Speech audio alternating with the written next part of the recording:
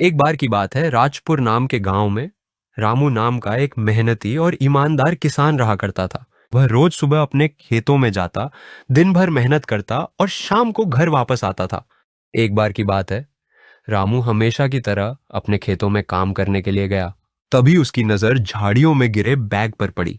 हे भगवान, ये तो बहुत सारा पैसा है, पर ये किसका होगा और यहाँ आया कैसे होगा?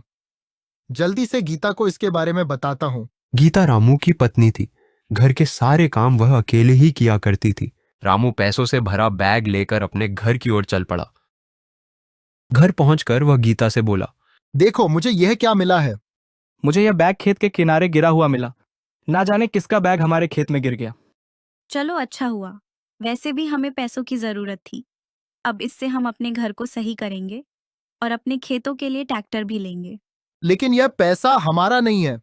हो सकता है जिसका यह पैसा हो उससे हमसे भी अधिक इसकी जरूरत हो। हमें यह पैसा वापस कर देना चाहिए। रामू ने गीता को समझाया। गीता भी पैसा वापस करने के पक्ष में तैयार हो गई। अगले दिन रामू बैग लेकर गांव के मुखिया के पास पहुंचा। अरे रामू, आज सुबह सुबह कैसे आना हुआ? मुझे यह बैग खेत के किनारे गिरा हुआ मिला। ना जाने किसका बैग हमारे खेत में गिर गया। फिर जब मुखिया ने बैग खोला तो उसमें एक कार्ड मिला। राजेश मित्तल, शहर का व्यापारी।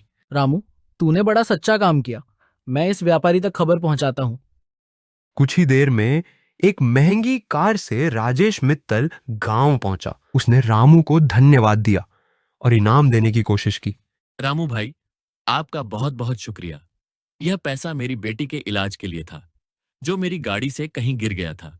इसमें से कुछ पैसे मैं तुम्हारी ईमानदारी के लिए देना चाहता हूँ। लेकिन रामू मुस्कुराते हुए बोला, साहब, अगर पैसे की लालच होती तो मैं यह बैग ही ना लौटाता। मेरी ईमानदारी ही मेरा इनाम है। रामू के जवाब से गांव का मुखिया और वह व्यापारी दोनों ही खुश हो गए। फिर कुछ दिनों के बाद रामू की ईमानदारी से खुश होकर उस व्यापारी ने गांव में एक नहर का निर्माण करवाया, जिससे रामू और उसके गांव के अन्य किसानों की मदद हुई।